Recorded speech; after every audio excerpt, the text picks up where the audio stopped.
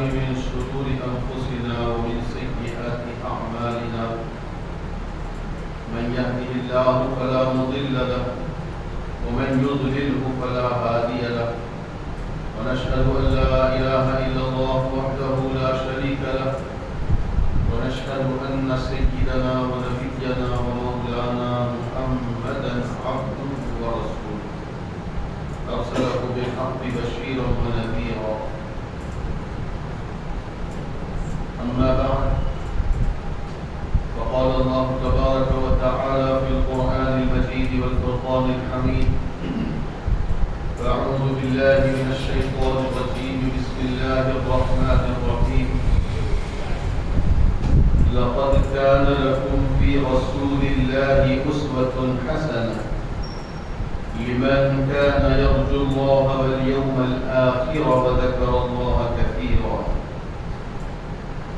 صدق الله مولانا العظيم وبلغنا رسوله النبي الأمين الكريم ونحن على ذلك لمن الشاهدين والشاكرين والحمد لله رب العالمين. وقال الله تبارك وتعالى في شأن حبيبه وعظمته تعظيما وتكريما وإجلالا وإكراما إن الله وملائكته يصلون على النبي يا أيها الذين آمنوا صلوا عليه وسلموا تسليما اللهم صل على سيدنا محمد وعلى آله وصحبه أفضل صلواتك وعدد معلوماتك وبارك وسلم.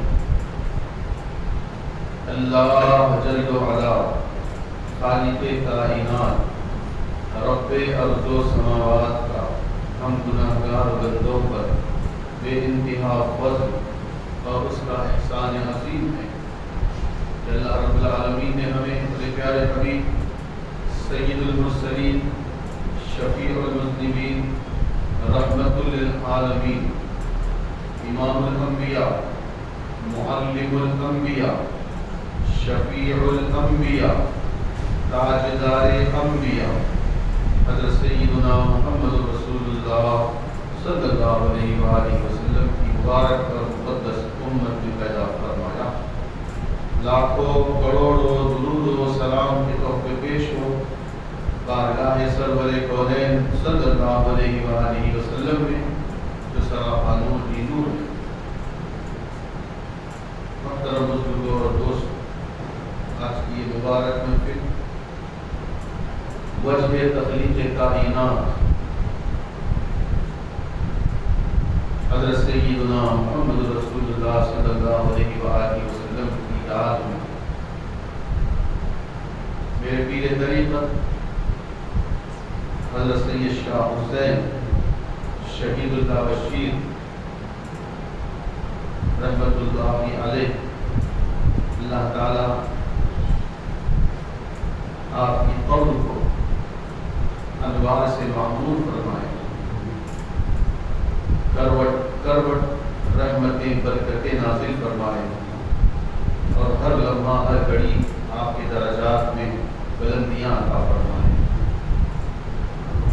اور آپ کے شہزادے حضرت سید شاہ خلیل اللہ اویس بخاری حفظہ اللہ، اگرچہ کہ وہ یہاں پر نہیں ہے لیکن یہاں کے تمام انتظامات بحسن خوبی وہ انجام دے رہے.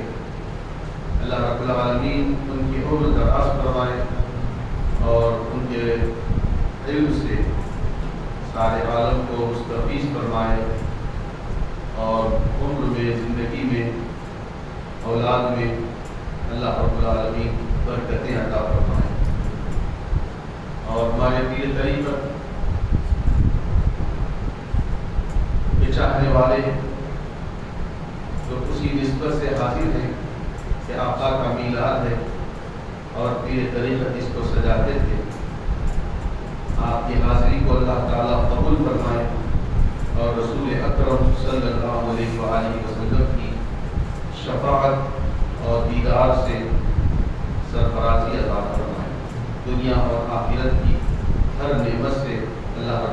العالمین مالا مال فرمائے۔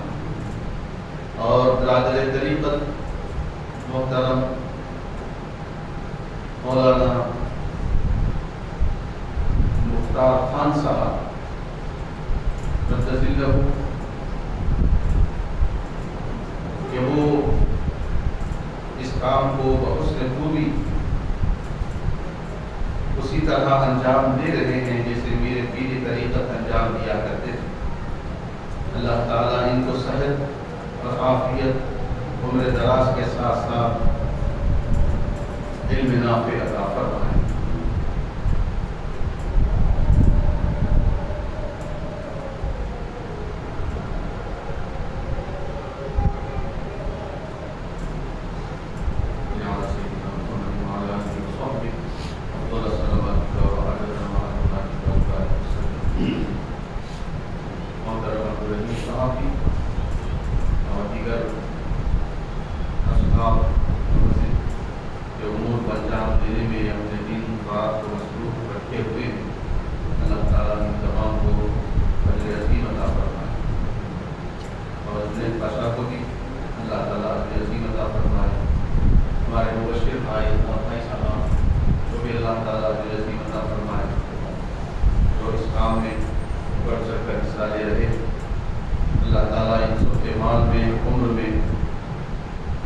زندگیوں میں گھروں میں برکتیں عطا فرمائے۔ محترم بزرگوں اور دوستوں، ابتداء میں نے اس آیت کریمہ کی تلاوت کا شرف حاصل کیا۔ اللہ رب العالمین ارشاد فرماتی ہیں کہ تمہارے لیے رسول اکرم صلی اللہ علیہ وآلہ وسلم کی مبارک زندگی بہترین نمونہ ہے، کیونکہ میرا عنوان رہبر اعظم رسول اکرم صلی اللہ علیہ وآلہ وسلم، اس مناسبت سے کچھ باتیں آپ کی خدمت میں عرض کر کے رخصت ہو جاؤں گا۔ ہم اس دنیا میں رہتے ہیں، اس دنیا میں انسان بھی ہے، جنات بھی ہے، چرندے بھی ہے، پرندے بھی ہیں، بہت ساری مخلوق اس کائنات میں رہتی بستی، سب کے اپنے طریقے، لیکن انسان اور جہاں تک پرندوں کا معاملہ ہے، جانور کا معاملہ ہے، جہاں بہت سارے فرق ہے، وہیں پر ایک بہت بڑا فرق تقلید کا بھی ہے، اتباع کا بھی ہے، پیروی کا بھی ہے، راستہ چلنے کا بھی ہے۔ دنیا کا کوئی جانور کسی کی تقلید نہیں کرتا، لیکن دنیا کے جتنے انسان ہیں وہ کسی نہ کسی کی تقلید تو کرتے ہیں۔ کہیں کا ماحول مل جاتا ہے، بس اسی ماحول میں وہ اپنے آپ کو ضم کر لیتے ہیں، اسی راہ میں چلنے لگتے ہیں۔ جیسی جیسی صحبت مل جاتی ہے ویسے ہی وہ اپنی زندگی گزارنے کے لیے مجبور بھی ہو جاتا ہے، اسی طرح زندگی گزارتا بھی ہے۔ اب سوال یہ ہے کہ انسان اگر کس کی پیروی کرے، کس کی تقلید کرے، کس کی اتباع کرے، کس کے طریقے پر چلے، جس کی وجہ سے جو انسان کو بلند منزل اللہ پاک نے عطا فرمائی ہے وہ اس کو حاصل ہو جائے، اور اشرف المخلوقات ہونے کی وجہ سے اس کی شایان شان، عزت اور رتبہ بھی اس کو حاصل ہو جائے، تو وہ کس کی اتباع اور پیروی کرے۔ جب ہم قرآن مجید سے پوچھتے ہیں، سوال کرتے ہیں کہ اے قرآن، اے اللہ کے کلام، تو بتا کہ انسان کس کی تقلید، کس کی پیروی کرے، کس کی اتباع کرے، کس کے بتائے ہوئے طریقے پر چلے، تو قرآن ہماری رہبری کرتا ہے، لقد كان لكم في رسول الله أسوة حسنة۔ رسول اکرم صلی اللہ علیہ وسلم کی پیروی، تقلید، اتباع اور طریقے پر چلنے کا نام کامیابی اور کامرانی رکھا گیا ہے۔ لیکن وہ کون لوگ ہیں؟ وہ لوگ لمن كان یرجوها والیوم الآخر، جو اللہ رب العالمین اور قیامت کے امیدوار ہیں.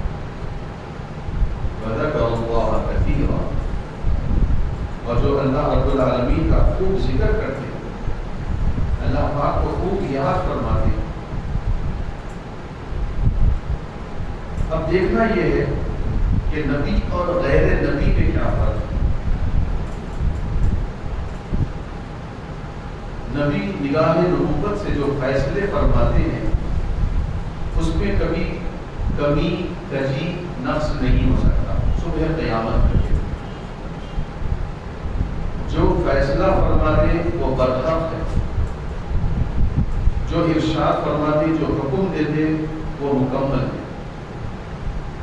اور غیر نبی اگر کچھ کہتا ہے تو وہ اپنی عقل سے، اپنی سوچ سے، اپنی اٹکل سے اور اپنے تجربے سے کہتا ہے، جس کی وجہ سے وہ ناکام ہو جاتا ہے، وہ کامیاب نہیں ہو سکتا. لیکن نبی کا فرمان، نبی کا ارشاد ہر وقت کامیابی اور کامرانی عطا فرماتا ہے. جب ہم دیکھتے ہیں ایک نبی اور ایک ڈاکٹر کو، ڈاکٹر کے پاس کوئی مریض جائے تو بیماری کا علاج کرنے کے لیے وہ جو پوچھنا ہے پوچھتا ہے، پھر اس کو دوائی دیتا ہے. دوسرے دن وہ دوا کھا کر آ کر کہتا ہے کہ ڈاکٹر صاحب میری بیماری میں کمی نہیں آئی بلکہ اس میں اضافہ ہو گیا. تو ڈاکٹر صاحب اپنے تجربے سے پھر دوا بدل کر دوسری دوا دیتے، کیونکہ ان کا جو فیصلہ ہے دوا دینے کا طریقہ ہے وہ تجربے کی بنیاد پر ہے. اپنی عقل، اپنی سوچ سمجھ کر وہ دوا دے رہے ہیں. دوسرے دن بھی مرض بڑھ گیا، ڈاکٹر صاحب نے پھر دوا تبدیل کر دی. لیکن جب نبی رحمت صلی اللہ علیہ وسلم کی بارگاہ میں آؤ، بحیثیت ڈاکٹر آپ دیکھنا چاہو، تو ایک صحابی رسول آئے، ان کے بھائی کو دست لگے ہوئے تھے، موشنز آ رہے تھے. آپ علیہ السلام سے عرض کیا، رسول اللہ میرے بھائی کو دست آ رہے ہیں، آپ کوئی دوا بدلائی. آپ علیہ السلام نے فرمایا اسقیہ عسلا، ان کو شہد پلاؤ. چنانچہ جب ان کو شہد پلایا گیا تو ان کے دست اور بڑھ گئے. دوسرے دن حضور کی بارگاہ میں آئے، آپ علیہ السلام سے عرض کی تو حضور نے فرمایا اسقیہ عسلا، ان کو شہد پلاؤ. پھر تیسرے دن آئے، عرض کی یا رسول اللہ صلی اللہ علیہ وسلم ان کے دست اور بڑھ گئے ہیں. حضور نے فرمایا اسقیہ عسلا، ان کو شہد پلاؤ. دوا نہیں بدلی. ڈاکٹر دنیا کا جتنے ڈاکٹر ہیں دوا بدل دیتے ہیں، لیکن نبی رحمت صلی اللہ علیہ وسلم بحیثیت طبیب آپ نے دوا کو تبدیل نہیں فرمایا، وہی دوا رکھی جو پہلے رکھی. حضور علیہ السلام نے ارشاد فرمایا اللہ کا فرمان سچا ہے، اللہ سچا ہے، تیرے بھائی کا پیٹ جھوٹا ہے، جاؤ اس کو شہد پلاؤ. جب جا کر شہد پلایا تو اللہ پاک نے صحت عطا فرمائی، پہلے سے بہتر صحت ہو گئی، مرض ختم ہو گیا. تو بحیثیت ایک ڈاکٹر آپ دیکھو کہ نبی کی رحمت صلی اللہ علیہ وسلم کے جیسا اس کائنات میں کوئی ڈاکٹر نہیں. پھر جب ہم دیکھتے ہیں بحیثیت جنرل اور ایک نبی، جنرل اپنے تجربے سے، اپنی مہارت سے فیصلے کر سکتا ہے، لوگ اپنی فوج کو کھڑا کر سکتا ہے، ان کو ہدایات دے سکتا ہے، ان کو انسٹرکشنز دے سکتا ہے، جتنے بھی تجربے ہیں وہ اس کو استعمال کر سکتا ہے تاکہ دشمن کو ناکامیاب کر سکے. لیکن بحیثیت جنرل آپ نبی رحمت صلی اللہ علیہ وآلہ وسلم کو دیکھیں گے تو پہلی جنگ بدر کی، اسلام کی سب سے پہلی جنگ، اس میں ہوتا کیا ہے آپ جانتے ہیں، صرف 2 گھوڑے تھے، 6 زرہیں تھی اور 8 تلواریں، 313 صحابہ کرام بھوکے فاقے تھے. تنگی کا عالم بہت ہولناک تھا، لیکن مد مقابل میں جو دشمن تھے ان کی تعداد 1000. ان کے پاس پورے ہتھیار بھی تھے، ساز و سامان بھی تھے، ہر چیز ان کے پاس. اس کے باوجود بھی نبی رحمت تاجدار کائنات امام الانبیاء محمد رسول اللہ صلی اللہ علیہ وسلم رات بھر اللہ کے حضور دعاؤں میں اے اللہ، اے رب کریم، اے باری الہ، یہ مٹھی پر مسلمان اگر کل مارے گئے تو پھر صبح قیامت تک تیرا نام لینے والا کوئی نہیں ہوگا۔ اے اللہ ہماری مدد کر۔ صبح نبی کریم صلی اللہ علیہ وسلم نے اپنے دست مبارک میں کھجور کی ایک ڈالی دی اور میدان بدر میں تشریف لائے اور اپنے دست مبارک سے زمین پر ایک ایک لکیر کھینچتے گئے اور لکیر کھینچتے کھینچتے لکیر ڈالتے ڈالتے آقا علیہ السلام نے فرمایا کہ مسرع ابی جہل، یہاں ابو جہل گرے گا، یہاں قطبہ گرے گا، یہاں شیبہ گرے گا۔ ایک ایک لکیر ڈالتے گئے، ایک ایک دشمن خدا دشمن رسول کا نام لیتے گئے۔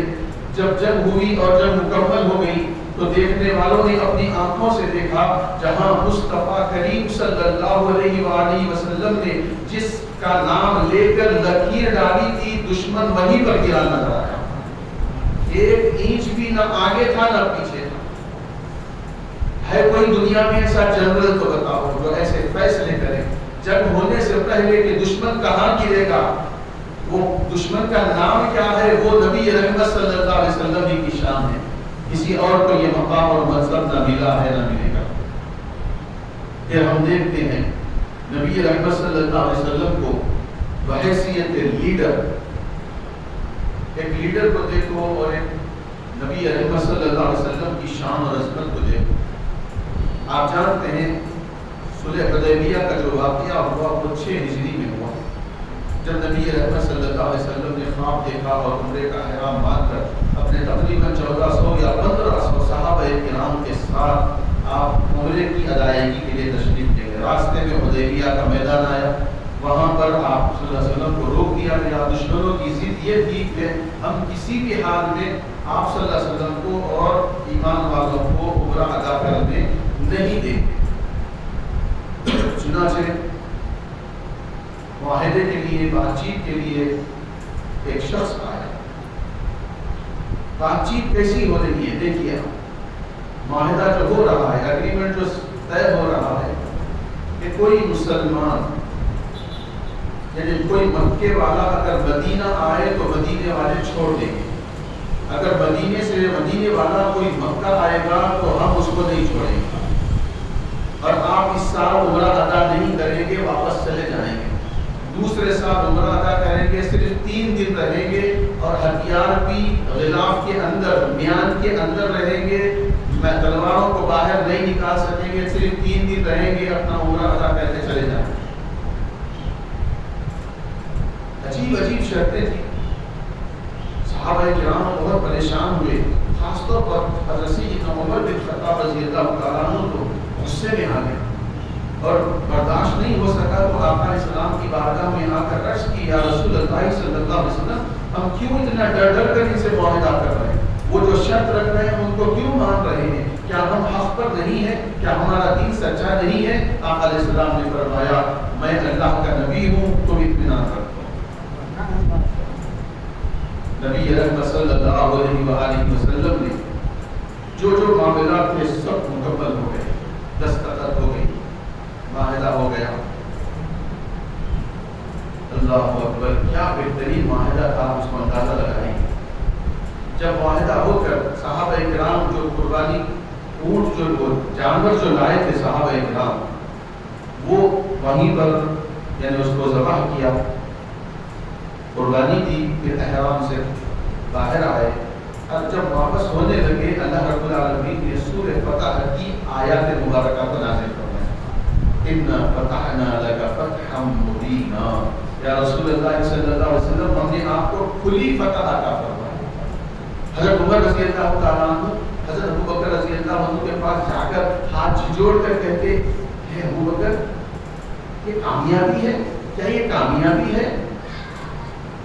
آپ فرماتے ہیں، ہاں بے شک یہ کامیابی ہے، یہ کھلی کامیابی ہے۔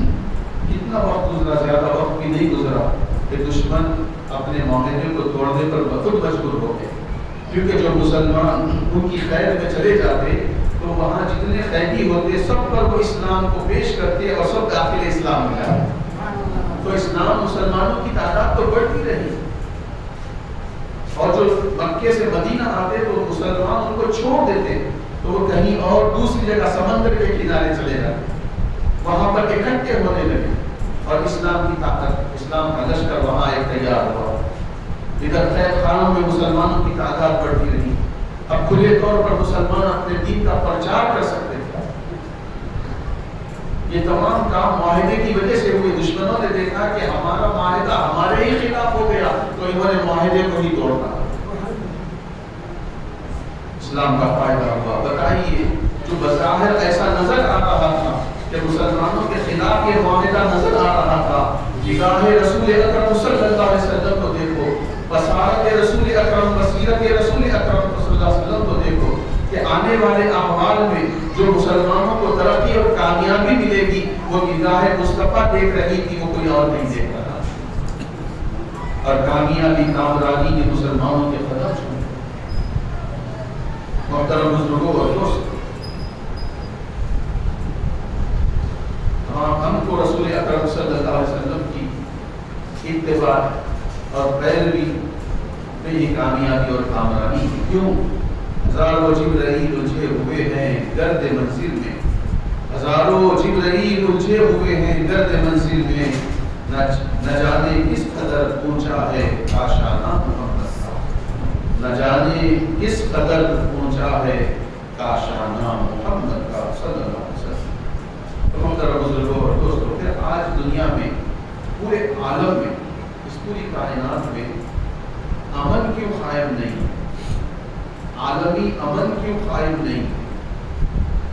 تو پتہ چلا کہ ہم نے رہبر اعظم، معلم کائنات، فخر آدم و فخر بنی آدم، رسول اکرم صلی اللہ علیہ وآلہ وسلم کی رہبری کو چھوڑ دیا، آپ کے طریقے کو چھوڑ دیا، آپ کے اسوے پر چلنا چھوڑ دیا، تب کہیں جا کر ہم ذلیل و خوار ہو گئے۔ کیوں؟ وہ معزز تھے زمانے میں مسلمان ہو کر، وہ معزز تھے زمانے میں مسلمان ہو کر، اور ہم خوار ہوئے تاریخ قرآن ہو کر۔ حضرت فرماتے تھے، کیسے لوگ تھے وہ؟ راتوں میں مصلے بچھاتے تھے، اللہ کی عبادت میں رہتے تھے، تو راتوں میں مصلے چمکتے تھے اور دن میں ان کے چہرے چمکتے تھے، دن میں چہرے چمکتے تھے، رات میں مصلے چمکتے۔ اللہ اکبر۔ رہبر اعظم کی پیروی سے دور ہونے کا نتیجہ یہ ہوا کہ ہم اپنے اصلی مقام سے ہٹ گئے۔ ایک پتھر کو آپ لیجیے، کوئی بھی پتھر کو لے کر آپ اوپر پھینکیے، وہ بے چین اور بے قرار رہے گا تب تک جب تک وہ زمین پر آ کر رک نہیں جاتا۔ جب گر گیا، زمین پر آ کر بیٹھ گیا، تب اس کو قرار آ جاتا ہے۔ کیوں؟ اس کا اصلی مقام زمین ہے جس پر وہ ٹک سکتا ہے۔ ایک مچھلی کو پانی سے باہر نکالیے، اس کو ململ پہ رکھیے، مخمل پہ رکھیے، نرم نرم گدے پر اس کو رکھیے، وہ تڑپتی رہے گی۔ کیوں؟ اس کا اپنا مقام وہ نہیں ہے۔ پھر جب اس کو پانی میں ڈال دیں گے تو اس کو قرار آ جائے گا۔ تو انسان کا بھی ایک اپنا مقام ہے۔ انسان نے اس اپنے مقام کو دور چھوڑ دیا، بس ایک پشت ڈال دیا، اسی لیے زمانے میں رسوا بھی ہوا، ذلیل بھی ہوا۔ نبی رحمت صلی اللہ علیہ وآلہ وسلم نے ہم سب کو، ساری کائنات کو اصول عطا فرمائے۔ کچھ اصول میں آپ سے بتا دوں، عرض کر دوں۔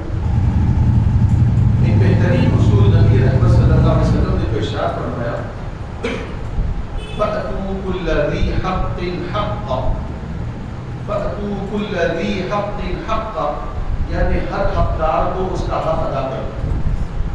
جھگڑا ختم، ایک پیسے کا جھگڑا نہیں،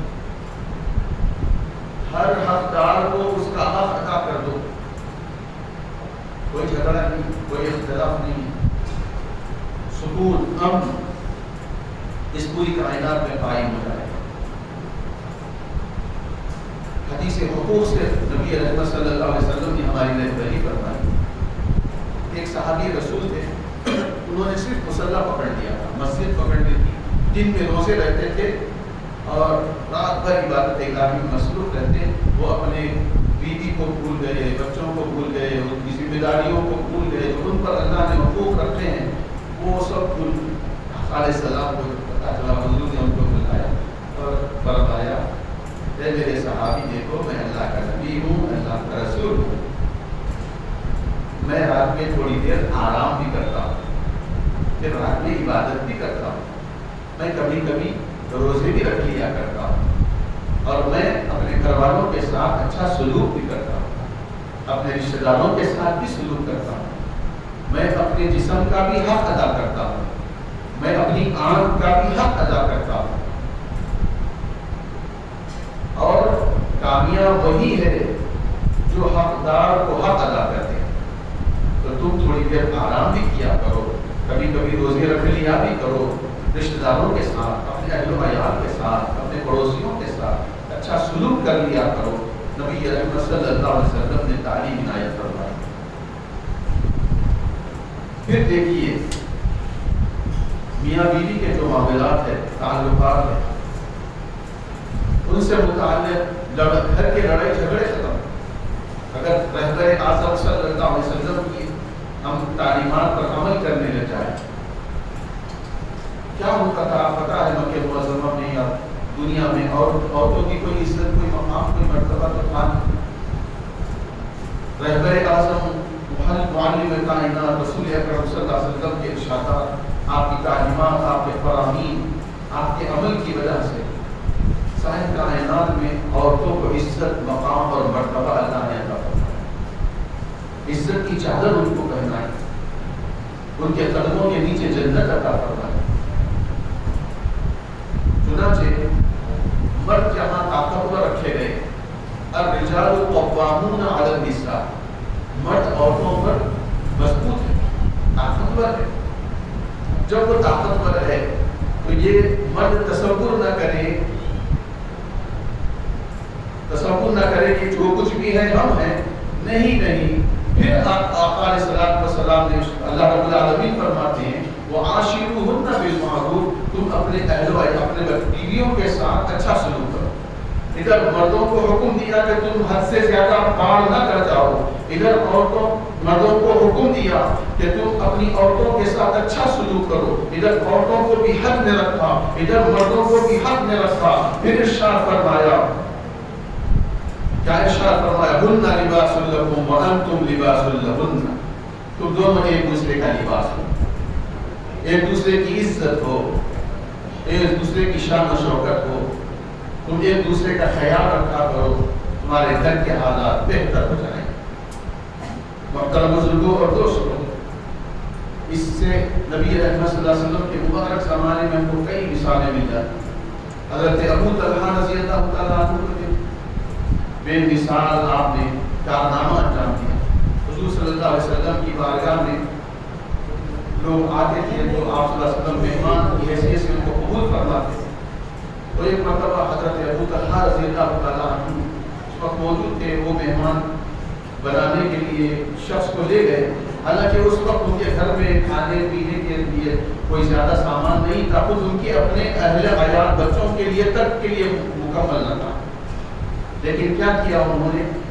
ایک چراغ بجھا دیا، مہمان کے سامنے کھانا رکھ دیا اور اپنے ہاتھ اور منہ ایسے چلا رہے ہیں جیسے کہ ان کو یہ پتا چل رہا ہے، ایسا محسوس ہو رہا ہے کہ یہ خود دکھا رہے ہیں، مہمان کو پیٹ بھر کر کھانا کھلائے اور خود پورا گھر بھوکا رہے۔ یہ تعلیم و تربیت نبی اکرم صلی اللہ علیہ وسلم نے عنایت فرمائی، اور بڑے خوش ہیں نبی اکرم صلی اللہ علیہ وسلم صبح میں، اتنا خوش ہے، چہرے مبارک خوشی سے کھلا ہوا ہے۔ اے ابو طلحہ، جو تم رات میں کر رہے تھے، اللہ رب العالمین اس کو ملاحظہ فرما رہا ہے۔ پھر بیوی ام سلیم کا شہکار کو دیکھو کہ ان کے شہزادے بیمار تھے، شوہر کام پر گئے ہوئے تھے، بچے کا انتقال ہو گیا، ان کو ایک کمرے میں رکھ دیا۔ جب رات میں شوہر محنت کر کے آئے اور پوچھا کہ کیسی طبیعت ہے بچے کی، تو کہا حَتَّى نَفَسَهُ، کہ ان کی سانس ٹھہر گئی، تو وہ سمجھے کہ بھئی وہ بچہ نیند میں ہے، سو رہا ہوگا۔ وہ کھانا بھی کھائے اور آرام بھی کیے۔ جب آرام مکمل ہو گیا تب فرماتی ہے، یہ بتاؤ میرے سردار، جب اللہ تعالیٰ نے کسی کو کوئی امانت دی ہے اور جب امانت کو واپس لینا چاہے تو کیا اس کو امانت واپس لوٹا دی جائے کہ نہ لوٹائی جائے؟ شوہر کہتے ہیں کہ بے شک امانت کو لوٹا دیا جائے، تب فرماتی ہے کہ ہمارا بچہ تو ایک امانت ہی تو تھا جو اللہ نے ہمارے پاس بھیجا تھا، جب اللہ نے چاہا کہ وہ امانت کو اپنے پاس لے لے تب اللہ نے ہمارے بچے کو اپنے پاس بلا لیا، یعنی بچے کا انتقال ہو گیا۔ کیسے ایک دوسرے کی خدمت گزار رہے ہیں۔ حضور صلی اللہ علیہ وسلم کی بارگاہ بے کس پناہ میں حاضر تھے، فجر میں آقا علیہ السلام کا چہرے اندر کھلا ہوا ہے۔ حضور فرماتے ہیں اللہ تعالیٰ نے تمہارے اس منظر کو ملاحظہ فرمایا اور اللہ تعالیٰ نے خوشخبری سنائی ہے کہ اس سے بہتر بچہ اللہ تم کو عطا فرمائے گا، اس کا نعم البدل تم کو اللہ تعالیٰ عطا فرمائے گا۔ اس طرح میاں بیوی کو رسول اکرم صلی اللہ علیہ وسلم نے گھر میں جوڑ کے رکھا۔ پھر ہم دیکھتے ہیں کہ رسول اکرم صلی اللہ علیہ وآلہ وسلم کے چاہنے والوں میں حضرت شیخ سعدی رحمۃ اللہ علیہ بھی ہے، فرماتے ہیں اگر عورت خوبصورت ہو، خوب سیرت ہو اور پاک دامن ہو تو وہ اپنے فقیر شوہر کو بھی بادشاہ بنا سکتا۔ عورت اگر نیک ہو، خوبصورت بھی ہو، خوب سیرت بھی ہو، پاک دامن بھی ہو تو وہ اپنے فقیر شوہر کو بادشاہ بنا سکتے۔ محترم بزرگوں اور دوستوں، پھر والدین کے لیے اولاد کے حقوق اور اولاد کے لیے والدین کے حقوق متعین اور مقرر کیے گئے تاکہ گھروں کے جھگڑے ختم ہو جائے۔ اللہ رب العالمین نے اپنے کلام مجید میں ارشاد فرمایا، بچوں سے کہا کہ اپنے والدین کے ساتھ ایسے رہو، وَلَا تَقُلْ لَهُمَا اُفٍّ وَلَا تَنْهَرْهُمَا وَقُلْ لَهُمَا قَوْلًا كَرِيمًا وَاخْفِضْ لَهُمَا جَنَاحَ الذُّلِّ مِنَ الرَّحْمَةِ وَقُلْ رَبِّ ارْحَمْهُمَا كَمَا رَبَّيَانِي صَغِيرًا۔ تم اپنے والدین کو اف بھی نہ کہو، نہ ان کو چھڑکو، اور ان سے بہترین انداز میں، نرم انداز میں تم اپنے ماں باپ سے گفتگو کیا کرو، اور اپنے دونوں بازوؤں کو ان کی خدمت کے لیے بچھاؤ، اور اللہ رب العالمین کی بارگاہ میں دعا کرتے رہو، اے ہمارے پروردگار ہمارے والدین پر ویسے رحم فرما جیسے کہ بچپن میں انہوں نے ہم پر رحم فرمایا۔ اللہ تعالیٰ نے یہ دعا سکھائی ہے اولاد کے لیے کہ تم اپنے والدین کے لیے دعا کیا کرو۔ اس کے بعد والدین کو حکم دیا نبی اکرم صلی اللہ علیہ وآلہ وسلم نے، فاتقوا اللہ وعدلوا بین اولادکم، فاتقوا اللہ وعدلوا بین اولادکم، تم اللہ تعالیٰ سے ڈرو اور اپنی اولاد کے درمیان میں عدل و انصاف کو قائم رکھو۔ ایک بیٹے کو خوب چاہنا، دوسرے کو نظر انداز کر دینا شریعت نے منع کیا۔ سب کے ساتھ برابر برابر حق، سب کو برابر دو، سب سے برابر محبت کرو، یہ تعلیمات رسول اکرم صلی اللہ علیہ وسلم نے ہم کو عنایت فرمائی۔ پھر ہمارے آس پاس میں پڑوس بھی رہتے ہیں۔ رہبر اعظم معلم کائنات رسول اکرم صلی اللہ علیہ وسلم نے پڑوسیوں کے متعلق ارشاد فرمایا، ایک مرتبہ نہیں بلکہ ایک ہی جملے کو 3 مرتبہ آقا علیہ السلام نے ارشاد فرمایا، وہ کامل ایمان نہیں، وہ مومن نہیں، کامل مومن نہیں جس کا پڑوسی اس کے ظلم اور شر سے محفوظ نہ رہے۔ پڑوسی پڑوسی سے ڈرتا ہے، اس کے شر سے ڈرتا ہے، وہ کامل ایمان نہیں ہو سکتا۔ تو پڑوسیوں کو پڑوسیوں سے جوڑا کہ ایک دوسرے سے محبت سے رہو، ایک دوسرے کے دکھ درد میں ایک دوسرے کے کام آؤ، خوشی میں شامل ہو تو مبارکباد دو، اگر غم کا موقع ہے تو اس کو تعزیت کرو، اگر بیمار ہے تو اس کی عیادت کرو، اگر وہ کچھ قرض مانگے تو تم اس کو عطا کر دو، اگر وہ تم کو تکلیف دے تو تم صبر کرو، اگر تم اس کو تکلیف نہ دو۔ یہ تعلیمات پڑوسیوں کو نبی رحمت صلی اللہ علیہ وسلم نے عنایت فرمائی۔ کیا آج ہمارے ساتھ ہمارے اپنے پڑوسیوں کا ایسے ہی معاملہ ہے؟ کیا ہمارے گھروں میں والدین اور بچوں کا ایک دوسرے سے ایسے ہی اٹیچمنٹ ہے جیسے نبی رحمت صلی اللہ علیہ وسلم کے ارشادات اور پیغامات ہیں، تعلیمات ہیں؟ پھر رسول اکرم صلی اللہ علیہ وسلم نے ایک مسلمان کو دوسرے مسلمان سے جوڑ کر ارشاد فرمایا کہ مسلمان آپس میں بھائی بھائی ہیں، تم آپس میں ایک دوسرے کے بھائی بھائی ہیں، تم ایک دوسرے کا خیال رکھو، تم ایک دوسرے کی تکلیفوں کو دور کرنے کی کوشش کرو، تو ہوگا کیا؟ اللہ تمہاری تکلیفوں کو دور کرے گا۔ اگر تم کسی کی حاجت کو دنیا میں پورا کرو گے، اللہ تعالیٰ بڑی حاجت تمہاری قیامت کے دن پوری کر دے گا۔ پھر نبی رحمت صلی اللہ علیہ وسلم نے ارشاد فرمایا اگر تم اپنے مسلمان کے عیب کو جانتے ہو، اپنے مسلمان بھائی کے عیب کو جانتے ہو، اس کی پردہ پوشی کیا کرو، اس کے عیب کی صدق پوشی کرو، اس کے عیب کو چھپاؤ، کل اللہ تعالیٰ تمہارے عیبوں کو چھپا دے گا۔ محترم بزرگوں اور دوستوں، پھر رسول اکرم صلی اللہ علیہ وسلم نے رہبری فرمائی مزدور اور سرمایہ دار کے متعلق۔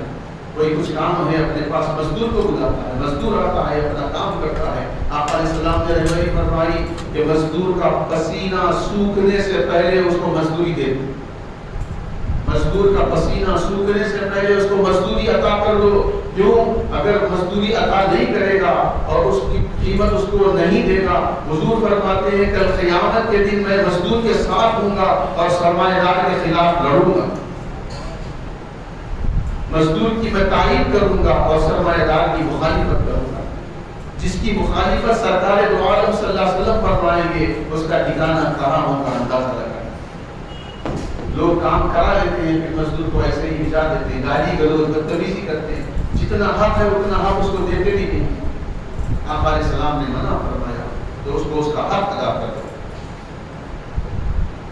نبی رحمت صلی اللہ علیہ وسلم نے حاکم اور محکوم کے حقوق بیان فرمائے تو ارشاد فرمایا کلکم راع وکلکم مسئول عن رعیتہ، تم میں سے ہر ایک دوسرے کا حاکم اور محکوم ہے، گھر والے ہیں، گھر میں جو بڑا ذمہ دار ہے، رسپانسبلٹی جس کی ہے، اس کی رسپانسبلٹی یہ ہے کہ وہ اپنے ماتحتین کا پورا خیال رکھے۔ اگر کوئی بستی کا لیڈر ہے وہ اپنے ماتحتین کا خیال رکھے، کوئی قوم کا لیڈر ہے وہ اپنے ماتحتین کا خیال رکھے۔ ہر ایک کو ایک دوسرے کا ذمہ دار بنا دیا گیا، اور آقا علیہ السلام فرماتے ہیں جو ذمہ داری کو پورا نہیں کرے گا کل قیامت کے دن اس سے پوچھو، اور ہر رعیت کے بارے میں پوچھا جائے گا کہ تم نے اپنا حق کیوں ادا نہیں کیا، ادا کیا ہے تو وہ آقا علیہ السلام کی نظر کرم کا آنکھوں کا تارا بنے گا، اس کی شان و شوکت بڑی عظمت والی ہوگی۔ اگر حق ادا نہیں کرے گا تو ذلیل و خوار ہوگا قیامت کے دن۔ رسول اکرم صلی اللہ علیہ وسلم کے اسوہ حسنہ پر چلنا یہی کامیابی اور کامیابی کا سبب ہے۔ آقا علیہ السلام فرماتے ہیں ارسلت الی الخلق کافہ، میں تمام مخلوق کے لیے رسول بنا کر بھیجا گیا، تمام مخلوق کے لیے۔ کیا جامعیت ہے اس کلام میں؟ جنات و انسان ہو، کائنات میں کوئی شے، سب کے رسول اکرم محمد رسول اللہ صلی اللہ علیہ وآلہ وسلم۔ چنانچہ اب اگر ہم کو بادشاہ کی حیثیت سے دیکھنا ہے، دنیا میں کوئی بادشاہ ہے تو ہم کو رسول اکرم صلی اللہ علیہ وسلم کی بادشاہت کو دیکھنا کہ بادشاہت میں کیسے نبی رحمت صلی اللہ علیہ وسلم اپنے صحابہ سے، اپنے گھر والوں سے، اپنے اہل و عیال سے، اپنے رشتہ داروں سے، تمام سے کیسی تعلقات رکھے ہوئے، کیسے حسن خوبی سے، پیارے پیارے اخلاق سے آپ علیہ السلام مظاہرہ فرمایا کرتے۔ اگر فقیری میں دیکھنا ہے، حضور فرماتے ہیں الفقر فخری، الفقر فخری، فقر میرا فخر ہے، فقر میرا فخر ہے۔ کیسے فخر میں تھے رسول اکرم صلی اللہ علیہ وسلم؟ غزوہ حنین کے موقع پر جو مال غنیمت آیا تھا اس میں ایک قبیلے والوں کو آقا علیہ السلام نے جتنا مال غنیمت عطا فرمایا اپنی صحابت کے ذریعے اس کا اندازہ لگایا گیا تو 50 کروڑ درہم ہوتے تھے۔ 50 کروڑ درہم آقا علیہ السلام نے ایک ہی موقع پر ایک قبیلے کو عطا فرما دی۔ اس پہ کپڑے بھی تھے، جانور بھی تھے، بکریاں تھی اور دیگر غلام وغیرہ تمام چیزوں کو ملانے کے بعد اس کا اندازہ لگایا ایک ہی موقع پر آقا علیہ السلام نے جو سخاوت عطا فرمائی اور عطا فرمایا درہم تھا، ایسے کئی موقع پر آقا علیہ السلام نے اپنی امت میں غربا یتیم تمام مساکین کو تقسیم فرمایا جس کا کوئی اندازہ بھی نہیں لگا سکتا، کوئی اندازہ نہیں لگا سکتا۔ تو پتہ چلا اس کائنات میں نبی رحمت صلی اللہ علیہ وسلم کے جیسا سخی نہ کوئی آیا ہے نہ آئے گا، نہ آپ کے جیسا کوئی حسین آیا ہے نہ آئے گا، آپ کے جیسا کوئی شوہر اس کائنات میں آیا ہے نہ آئے گا، آپ کے جیسا کوئی امام کوئی خطیب آپ کے جیسا آیا ہے نہ آئے گا، آپ کے جیسا کوئی دوست اس کائنات میں آیا ہے نہ آئے گا۔ حضور بے مثل و بے مثال ہے، ہر معاملے میں سب سے اعلیٰ درجے ہے۔ آپ کو اللہ نے اخلاق کی بلندیوں پر رکھا۔ تو محترم بزرگوں اور دوستوں، اگر آپ کو دیکھنا ہے فخر میں نبی رحمت صلی اللہ علیہ وسلم کی تو کیا شان ہے۔ مالک کونین ہے جو پاس کچھ رکھتے نہیں، مالک کونین ہے وہ کچھ پاس رکھتے نہیں، دونوں جہاں کی نعمتیں ہیں ان کے خالی ہاتھ میں، دونوں جہاں کی نعمتیں ہیں ان کے خالی ہاتھ میں۔ پھر سخاوت کا یہ عالم ہے کہ ایک ایک موقع پر 50-50 کروڑ درہم آقا علیہ السلام عطا فرما رہے ہیں، پھر بھی ہاتھ خالی۔ پھر سخاوت کا یہ عالم ہے کہ سب کے گھر بھرے ہوئے، اور نبی رحمت صلی اللہ علیہ وسلم کے گھر والوں کا بھی عالم ہے۔ جب سال مکمل ہوتا پورے سال کا راشن آقا علیہ السلام اپنے گھر والوں کے لیے ڈلا دیتے۔ صبح راشن آتا، شام ہونے سے پہلے پورا راشن آپ صلی اللہ علیہ وسلم کے گھر والے ازواج مطہرات امہات المومنین سارے کا سارا راشن غربا میں تقسیم فرما دیتے۔ گھر میں رکھ لیتے نہیں تھے، کچھ نہیں رکھ لیتے۔ یہ جو نہیں رکھنے کی جو دولت ہے یہ بھی بے مثل و بے مثال ہے، اس جیسا ہمارے رسول صلی اللہ علیہ وسلم کے جیسا کوئی نہیں ہے۔ محترم بزرگوں اور دوستوں، مزدوری میں دیکھنا ہے تو دیکھو نبی رحمت صلی اللہ علیہ وسلم غزوہ خندق میں پہنچو، مدینہ منورہ میں ایک مقام ہے جہاں پر غزوہ خندق واقع ہوئی،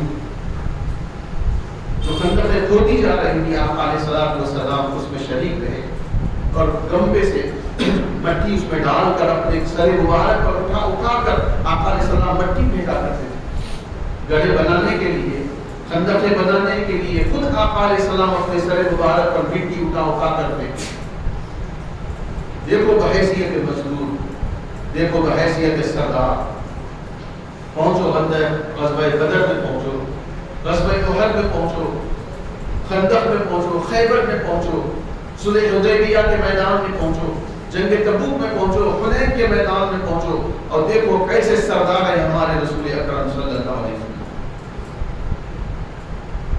اگر آپ جج کی حیثیت سے دیکھنا چاہتے ہیں تو آپ کے جیسا منصف اس کائنات میں کوئی آیا نہیں۔ ایسے ایسے فیصلے آپ نے فرمائے جو تاریخ میں سنہری حروفوں سے لکھے ہوئے ہیں، اور وہی فیصلوں سے دنیا رہبری کی آج حاصل کر رہی ہے۔ اور اگر کنوارے پن میں آقا علیہ السلام کو دیکھنا چاہتے ہو، اے کنوارو، تو رسول اکرم صلی اللہ علیہ وسلم کو 25 سال تک دیکھو کہ آپ کی مبارک زندگی 25 سال تک کیسی رہی۔ شادی شدہ زندگی میں بیوی بچوں کے ساتھ دیکھنا چاہتے ہو تو وہ بھی رسول اکرم صلی اللہ علیہ وسلم کی مبارک زندگی میں آپ کو مل جائے گا۔ انسان دنیا کے کسی بھی کونے میں رہو، مشرق میں رہو، مغرب میں رہو، شمال میں رہو، جنوب میں رہو، کالا رہو، گورا رہو، ایسی ہی زبان اس کی بولی بولنے والا رہو، ہر ایک کے لیے ایک ہی رہبر ہے، رہبر اعظم محمد رسول اللہ صلی اللہ علیہ وسلم۔ اس کے بغیر کوئی چارہ ہی نہیں ہے اس میں۔ یہی وجہ ہے کہ جتنے انبیاء علیہ السلام اس کائنات میں چل بکر ہوئے، کم و بیش 1,34,000، کم و بیش۔ کسی نے اللہ تعالیٰ کے رموز و اسرار کے باکس میں صندوقوں کو جو قفل لگا ہوا تھا، کسی نبی کسی رسول نے نہیں کھولا، وہ ویسے ہی رہے۔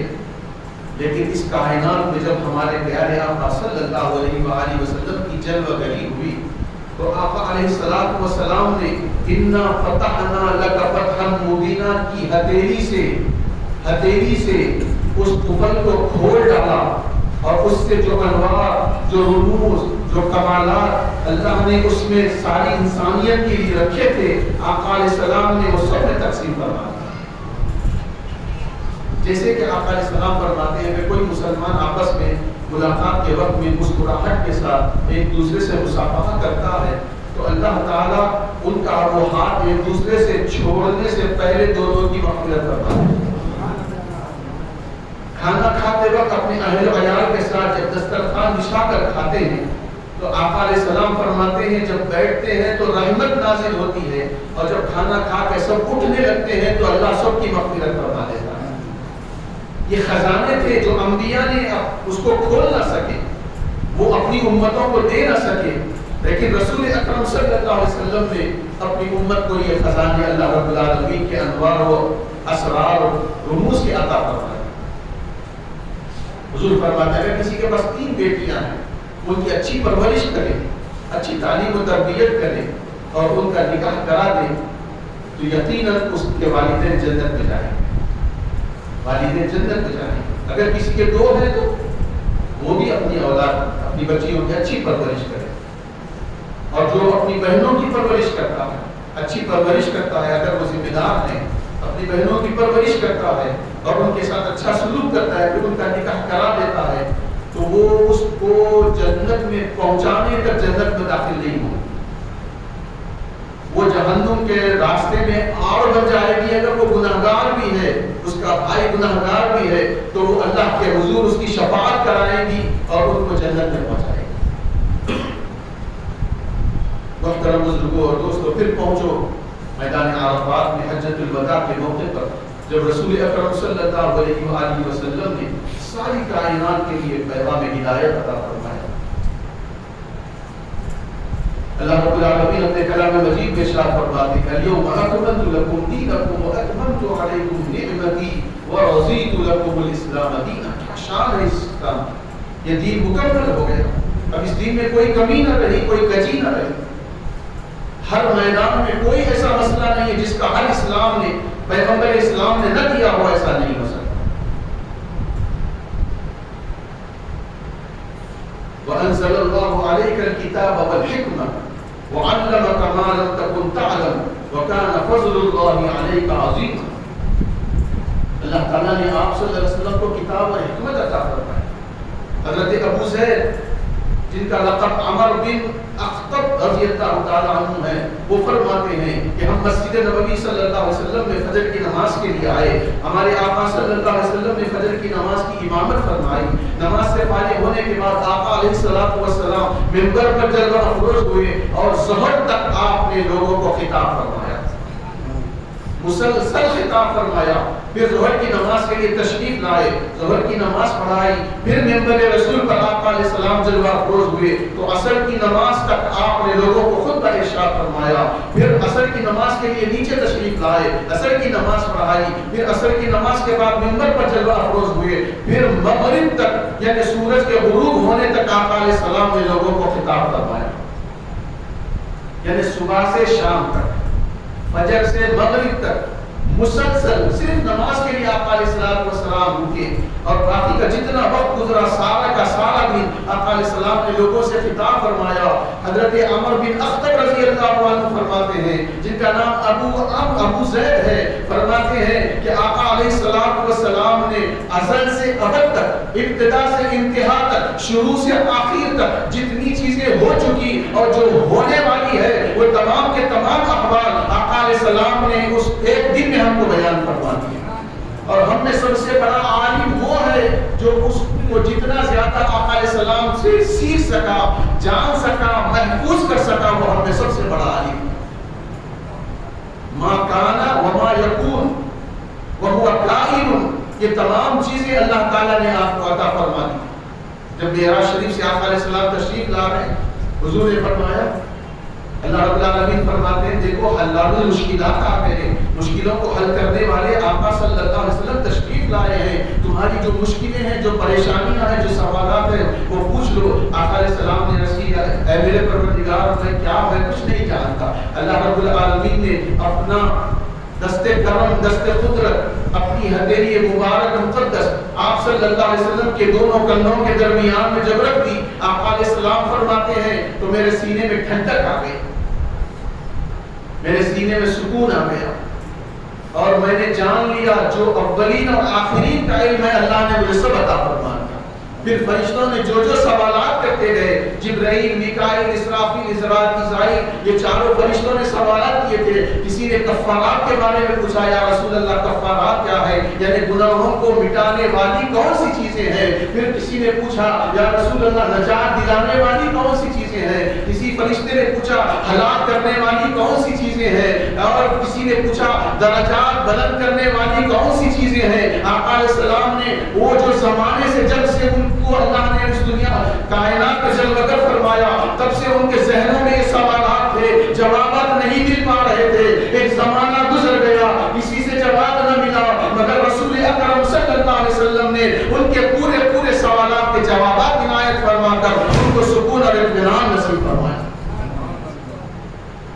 اولین و آخرین کا علم اللہ نے عطا فرمایا، کوئی شے آپ سے پوشیدہ نہیں، جو کچھ ہو چکا وہ بھی بیان فرما دیا، اور قیامت تک یعنی آخر وقت تک، زندگی اس کائنات کا آخری لمحہ جو ہوگا اس وقت تک کا بھی اللہ نے اپنے حبیب مکرم صلی اللہ علیہ وسلم کو عطا فرمایا۔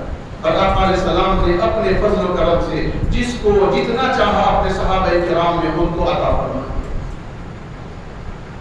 تو چھوٹے چھوٹے عمل پر بڑے بڑے اجر و ثواب اللہ رب العالمین نے صرف اور صرف اسی امت میں رکھے ہوئے، صرف اس امت میں رکھے ہوئے۔ تم جو اپنے لیے پسند کرتے ہو وہ اپنے بھائی کے لیے بھی پسند کرو، تم اپنے بھائی کے پیٹ پیچھے اس کے لیے دعائیں خیر کرو، اللہ تعالیٰ کو بہت مقبول ہے۔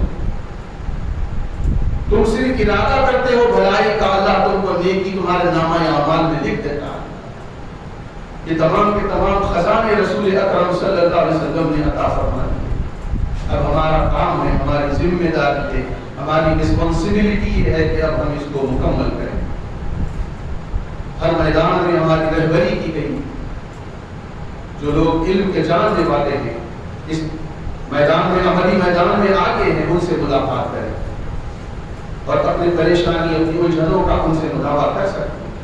وہ بتائیں گے کہ رسول اکرم صلی اللہ علیہ وآلہ وسلم کے ارشادات کیا ہے، اس معاملے میں، اس الجھن میں کیا کام ہے جو ہم کو کرنا ہے جس سے ہم ان پریشانیوں سے نکل سکتے ہیں۔ تو ہمیں کرنی ہے شہنشاہ بطحا کی رضا جوئی، ہمیں کرنی ہے شہنشاہ بطحا کی رضا جوئی۔ وہ اپنے ہو گئے تو رحمت پروردگار اپنی، سر عرش پر ہے تیری گزر، سر عرش پر ہے تیری گزر، دل فرش پر ہے تیری نظر، سر عرش پر ہے تیری گزر، دل فرش پر ہے تیری نظر۔ ملکوت و ملک میں کوئی شے نہیں، ملکوت و ملک میں کوئی شے نہیں، وہ جو تجھ پہ آیا نہیں، وہ جو تجھ پہ آیا نہیں، ہر شے اللہ نے آپ کا ظاہر فرمایا، کوئی چیز پوشیدہ نہ رکھی۔ ہم اللہ تعالیٰ کی بات ہمیں دعا کرتے ہیں، مالک و مولا ہم نے جو کچھ کہا، جو کچھ سنا، ہمیں اس پر عمل کی توفیق عطا فرما، اور اپنی زندگیوں میں رسول پاک صلی اللہ علیہ وسلم کی محبت اور کامل اتباع کی ہمیں توفیق عطا فرما، ایمان کی زندگی اور ایمان کی موت نصیب فرما، جو پریشان حال ان کی پریشانیوں کو دور فرما، جو قرضوں کے بوجھ تلے دبے مولا کو قرضوں سے نجات عطا فرما، اور جو بیمار ان کو صحت کاملہ شفاء کلیہ عطا فرما، اور ہم سب کو اپنے پیارے آقا صلی اللہ علیہ وآلہ وسلم کا اس دنیا ہی میں، اسی زندگی میں دیدار بھی کرا دے مولا، اور حج بیت اللہ بھی نصیب فرما، آقا علیہ الصلوۃ والسلام کے دربار کی باادب حاضری بھی نصیب فرما، اور مدینہ منورہ میں رہنا، مرنا، دفن ہونا ہمارا مقدر بنا دے،